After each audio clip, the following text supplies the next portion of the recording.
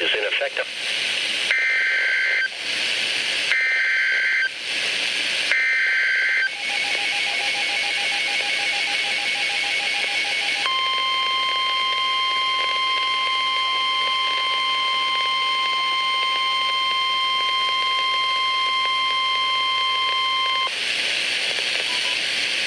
National Weather Service in Milwaukee has issued a severe thunderstorm warning for northern Sauk County and south central Wisconsin until 9 p.m. At 8:08 p.m., a severe thunderstorm was located near Hillsboro, or 18 miles southwest of Boston, moving southeast at 40 miles an hour.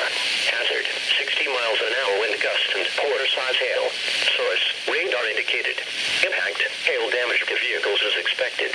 Expect wind damage to roofs, siding and trees.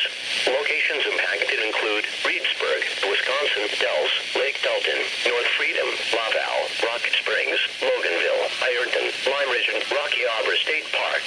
For your protection, move to an interior room on the lowest floor of the building.